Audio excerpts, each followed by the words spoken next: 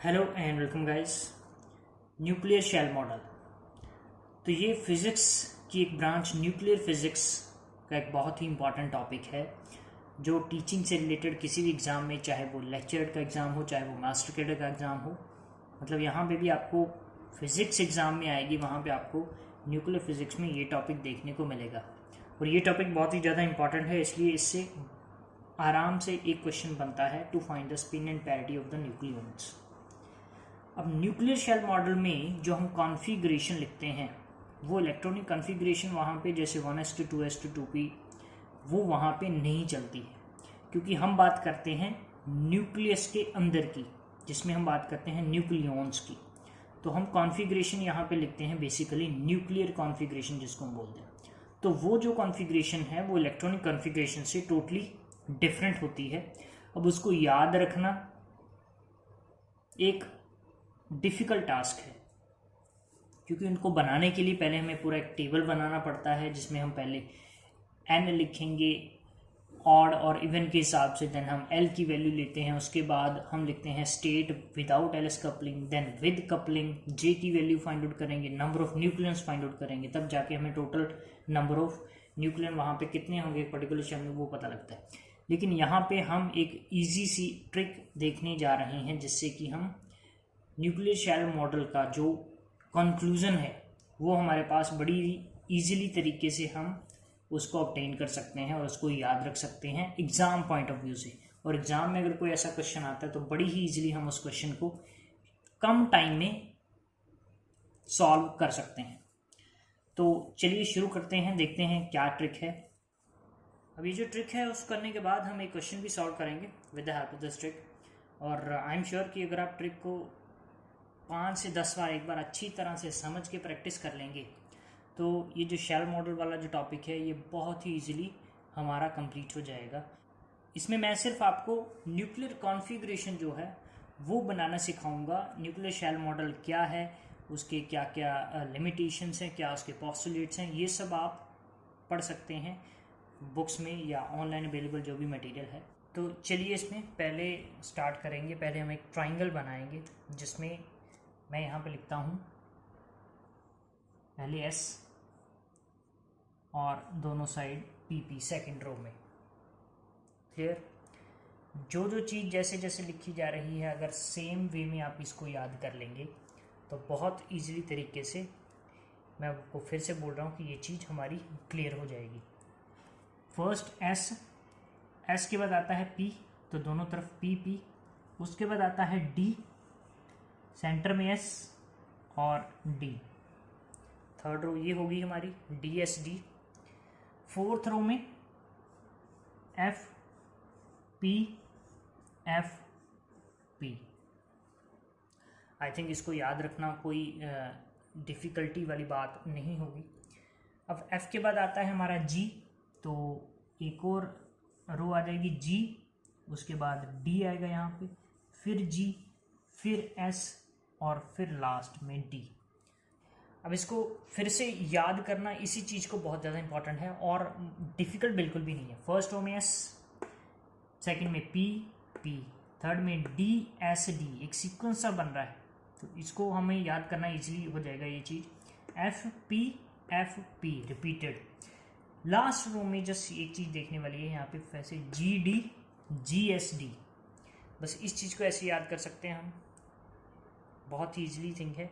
SPP DSD FP GSD, ये हो गया हमारा फर्स्ट स्टेप। इस स्टेप में हम लिखेंगे इनके आगे जो स्टेट लिखते हैं, जैसे इलेक्ट्रॉनिक कॉन्फ़िगरेशन में हम लिखते थे 1s2 2s2 2p 3s, उसी तरह।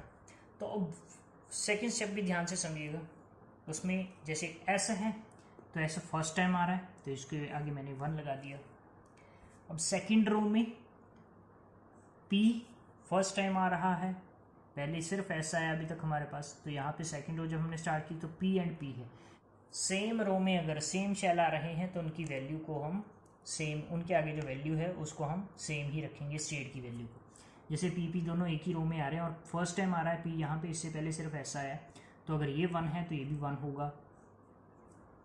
अब D फर्स्ट टाइम आया है अभी तक तो इसको 1 लिखेंगे, एस सेकेंड टाइम आ गया है तो 2 हो जाएगा। अब डी सेम रो में दूसरी बार आ गया तो उसको हम सेम अगेन 1 लिखेंगे, क्योंकि सेम रो में अगर कोई शेल रिपीट हो रहा है तो उसकी वैल्यू वही रहेगी जो हमने पहले उसकी वैल्यू लिखी है। ये हो गया यहाँ तक। अब एफ फिर से पहली बार आ रहा है तो 1 लिखेंगे, पी दूसरी बार रिपीट हो रहा है तो 2 आ गया, एफ सेम रो में 1, पी सेम रो में 2। यहाँ तक आई होप कि क्लियर हो गया होगा। अब लास्ट रो की बात करें, जी फर्स्ट टाइम आ रहा है तो 1, अब डी पहले आ चुका है, अब दूसरी बार आ रहा है तो 2 लिखेंगे, जी अगेन सेम रो में रिपीट हो रहा है, यहाँ पे 1 है तो ये भी 1, एस तीसरी बार आ गया, फर्स्ट सेकंड थर्ड तो 3 लिखेंगे, डी सेम रो में दोबारा रिपीट हो रहा है, यहाँ पे 2 है तो ये भी हो गया 2। यहाँ तक अगर कोई प्रॉब्लम ना हो तो आई थिंक यहाँ पे हमारे 2 स्टेप कंप्लीट हो जाते हैं न्यूक्लियर कॉन्फ़िगरेशन को लिखने के। क्या किया स्टेप में हम सिर्फ ऊपर से चलेंगे, जो टर्म पहली बार आई है 1, पी पहली बार 1 1, सेम रो में अगर 2 शेल रिपीट हो रही हैं तो उनकी वैल्यू सेम ही रहेगी, जैसे यहाँ पे 1 लिखा तो ये भी 1 आएगा। उसके बाद डी फर्स्ट टाइम तो 1, अब एस सेकेंड टाइम आ रहा तो 2, डी फर्स्ट टाइम आ रहा तो 1, फर्स्ट टाइम आ रहा और सेम रो में रिपीट हो रहा है। ऐसा नहीं कि डी यहाँ पे भी आ गया और यहाँ पे तो सेकेंड टाइम आ गया, नो, सेम रो में है तो 1 ही लिखेंगे क्योंकि यहाँ पे 1 है। एफ फर्स्ट टाइम आया 1, पी सेकेंड टाइम आ गया अभी तो 2, F first time 1, P 2, G first time 1, D second time 2, G first time 1 in the same row, S third time आ रहा है, रो भी चेंज हो रही है तो 3, और डी अगेन सेम रो में रिपीट हो रहा है, यहाँ पे 2 है तो ये भी 2। अब जब हम क्वेश्चन करेंगे उससे पहले हम इस चीज़ को एक बार रिपीट करके देखेंगे कि कितने टाइम में, कितने सेकंड में हम इस चीज़ को लिख सकते हैं, क्योंकि ऐसा ना हो कि पेपर में जब हमें कोई क्वेश्चन ऐसा सॉल्व करने के लिए आए और हम ट्रिक लगाएं तो ट्रिक को बनाने में ही हमें 3 4 5 मिनट लग जाएं, फिर इस ट्रिक का कोई फ़ायदा नहीं होगा। तो हम बना के भी देखेंगे, बहुत ही आसान है, 30 से 40 सेकंड में ये सारा कुछ आप लिख के इजीली क्वेश्चन 10 से 20 सेकंड में फिर सॉल्व कर सकते हैं, यानी कि हमारा क्वेश्चन 1 मिनट में सॉल्व हो सकता है। थर्ड स्टेप में हम लिखेंगे एंगुलर मोमेंटम की वैल्यू, यानी कि जे की वैल्यू। अब ये भी बहुत ही ईजी है, यहाँ से स्टार्ट करेंगे। पहले तो एक चीज़ याद रखनी, यहाँ पे भी एस एस है, उसके साथ हाफ लगा दीजिए, 1/2 एस है 1/2, ये चीज़ क्लियर। अब जब हम डायगनली इस रो में चलेंगे तो ये 1/2 है, इसमें एक ऐड कर दिया ये हो गया 3/2, इसमें एक ऐड कर दिया ये हो गया 5/2, इसमें एक ऐड कर दिया ये हो गया 7/2, इसमें एक ऐड कर दिया ये हो गया 9/2। Hope this is clear. Second row P में भी यहाँ पे भी हम 1/2 लिखेंगे। अब इसको याद रखना पड़ेगा, ये 1/2 है, यहाँ पे ऑलरेडी 1/2 है, इसमें एक ऐड करो ये बन जाएगा 3/2, इसमें एक ऐड करो ये बन जाएगा 5/2। अब जब D आएगा तो उसमें एक ऐड हो जाएगा P के बाद D में, तो यहाँ पे बन जाएगा 3/2, इसमें एक ऐड किया 5/2, इसमें एक ऐड किया 7/2। डायगनली चल रहे हैं हम। ये P है, यहाँ पे 1/2 3/2, फिर से 1/2 3/2, अल्टरनेट। यहाँ से देखना 1/2 3/2 1/2 3/2। और यहाँ पे हमारा थर्ड स्टेप भी कंप्लीट हो गया, जिसमें हमने J की वैल्यू लिख ली है। अब नेक्स्ट इंपॉर्टेंट स्टेप है फोर्थ स्टेप, जिसमें हम number of nucleons find out करेंगे, और वो भी बहुत ज़्यादा इंपॉर्टेंट है। यहाँ तक हमारा 80% काम पूरा हो चुका है। अब ये जो फोर्थ स्टेप है बहुत ही ईजी है, अदरवाइज़ अगर हम वैसे देखेंगे टेबल बना के तो हमें याद करना, पूरा टेबल बनाना पड़ेगा, फिर उसको क्रैम करना पड़ेगा कि कहाँ पे कितने इलेक्ट्रॉन्स आएंगे, कहाँ पे कितने न्यूक्लियॉन्स होंगे। तो उस चीज़ को याद रखना और प्रैक्टिस करना, मतलब it is a time consuming thing. अब यहाँ पे देखो सिंपल सी बात है, जो भी हमने पूरी टर्म लिखी हुई है 1s 1/2, जैसे फर्स्ट है 1s 1/2। अब चलेंगे हम ऐसे 1s फिर 1p फिर ऐसे, फिर यहाँ से इस वे में ऐसे, जैसे इलेक्ट्रॉनिक कन्फिग्रेशन में तो हम ऐसे एरो मार के चलते हैं, लेकिन यहाँ पे हम 1s 1/2 1p 3/2 1p 1/2 1d 5/2 2s 1/2 1d 3/2 ऐसे चलेगा हमारा सीरियल ऑर्डर। तो अब number of nucleons find out करने वो बहुत ज़्यादा इंपॉर्टेंट है।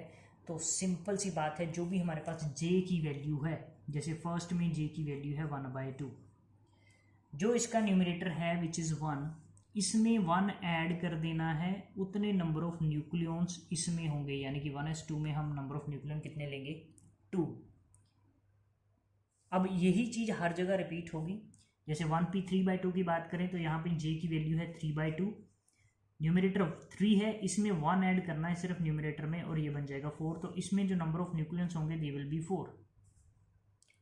सिमिलरली j की वैल्यू 1/2, न्यूमरेटर 1 है, 1 में 1 ऐड करो, number of nucleons will be 2, तो इसमें हो जाएगा 2। अब आगे करने की जरूरत नहीं है, सीधा लिख सकता हूँ यहाँ पे ऊपर 5 है तो नंबर ऑफ न्यूक्लियंस 6, 1 है तो 2, 3 है तो 4। Hope you are understanding this concept. 7 है तो 8, देख के बता सकते हैं। 3 है तो 4, 5 है तो 6, 1 है तो 2, 9 है तो नंबर ऑफ न्यूक्लियंस 10 हो जाएंगे, यहाँ पे 6, यहाँ पे 8, यहाँ पे 2, यहाँ पे 4।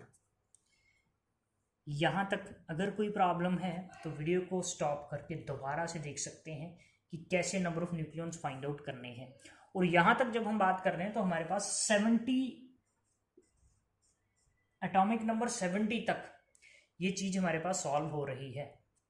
और आई थिंक एग्जाम में यहीं तक आएगा, इससे ऊपर आ भी नहीं सकता। अगर यहाँ तक हम कर रहे हैं दैट इज़ एनफ। अब जैसे ये क्वेश्चन है, what is the ground state spin and parity of aluminium 1327, options are given. अब इस क्वेश्चन को with the help of this trick solve करके देखते हैं। उससे पहले हमें ये ट्राइंगल यहाँ पे बनानी पड़े। जल्दी से पहले ट्राइंगल बनाते हैं। कहाँ पे बनाइए, यहीं पे बना लें क्या? तो ये हो गया एस पी पी, छोटी जगह में बना रहा हूँ, D S D, F P. इतना जो जाने की जरूरत नहीं पड़ेगी, लेकिन फिर भी पूरी ट्राइंगल बना लेते हैं। कोई भी क्वेश्चन कहीं से भी आ सकता है। G D G S D, बस ये हो गया। यहाँ पे है 1/2, 3/2, एक इंक्रीज करेंगे इस साइड, 7/2, 9/2। अब यहाँ पे 1/2 ही रहेगा, सेम चलेगा। यहाँ पे हो जाएगा 3/2 आपका, यहाँ पे अल्टरनेट 1/2, 3/2, 1/2, 3/2, 1/2, 3/2। यहाँ तक हो गया क्लियर। एस है यहाँ पे भी, वहाँ पे 1/2 ही होगा। ठीक है, ये तो हो गया। अब ये 1/2 है, यहाँ पे एक इंक्रीज हो जाएगा 3/2, 5/2, ये 3/2 है, 5/2, 7/2। ये चीज़ हो गई क्लियर। उसके बाद 1 1 1 1 1, इसको ऐसे भी आ सकते हैं। ये ऐसे है, पहली बार आ रहा है तो 1, पी फर्स्ट टाइम आ रहा है, फर्स्ट रो में से दोनों रो में सेम, पी तो 1 1, D S second time 2, D F1 P second time 2, F1 2, जी हो गया हमारा 1, डी सेकेंड टाइम 2, G1 3 2। ये बन गई हमारी ट्राइंगल। नंबर ऑफ इलेक्ट्रॉन्स देखेंगे। अब पहले एल्यूमिनियम की तरफ चलें तो एल्यूमिनियम यहाँ पे प्रोटॉन्स हैं 13 और न्यूट्रॉन्स हैं 27 minus 13 which is equal to 14। तो ये तो हम लेंगे नहीं, कंसीडर नहीं करेंगे, क्योंकि ये इवन नंबर में है। हमेशा और नंबर करेंगे, ये आपको पता होगा जब जैसे भी आपने अगर ये चीज़ पहले पढ़ रखी है तो यहाँ पे 13 तक जाएंगे हम, 13 नंबर ऑफ न्यूक्लियस तक देखेंगे। अब देखो 1s2 में कितने इलेक्ट्रॉन थे, 2, सॉरी कितने न्यूक्लियन थे, 2, यहाँ पे थे 4, यहाँ पे थे अगेन 2, ये थे 6 हो गए, 2 4 6 2 8, ये 8 हो गए और 8 6 14, हमने जाना है 13 तक। तो मैं यहाँ पे लिख सकता हूँ 1s 1/2, उसके बाद 1p 3/2, 1p 1/2 एंड 1d 5/2। ये चीज़ क्लियर हो गई। अब यहाँ पे इलेक्ट्रॉन न्यूक्लियंस हैं 2 4 2 और 6। ठीक है जी। तो लास्ट जो हमारे पास अनपेड आ रहा है वो इसमें आ रहा है, इसमें कंप्लीट हो जाएगा ना। तो यहाँ पे जे की वैल्यू आ गई हमारे पास सिंपली 5/2, जो भी यहाँ पे है। अब डी यहाँ पे 2 है, जैसे हमने पढ़ा था SPDF के लिए, उसके लिए डी के लिए एल की वैल्यू होती है कितनी, 2। ठीक है जी। तो जो हम लास्ट में ग्राउंड स्पिन पैरिटी लिखते हैं वो कैसे लिखी जाती है, वो लिखी जाती है J⁻⁴ पाई मीन पैरिटी, और पैरिटी की वैल्यू होती है pi is equal to -1⁻L। ठीक है जी। अब L यहाँ पे 2 है तो -1⁻2 करेंगे तो 1 ही हो जाएगा, यानी कि प्लस आ जाएगी पैरिटी जो है। ठीक है, +1 में आ जाएगी, और J की वैल्यू 5/2 है तो 5/2 ऊपर आ गया प्लस। तो ये हमारा हो गया आंसर। अब ये तो हम फर्स्ट टाइम कर रहे हैं इसलिए यहाँ पे इतना टाइम लग गया, लेकिन फिर भी अगर आप इसको बार बार रिपीट करेंगे, रिपीट करते रहेंगे, प्रैक्टिस करेंगे, तो ये चीज़ आपके लिए बहुत ही ईजी हो जाएगी। सो ये थी हमारी ट्रिक। अगर यूज़फुल लगी है तो वीडियो को लाइक ज़रूर कीजिएगा, चैनल को सब्सक्राइब भी कर सकते हैं। Thank you.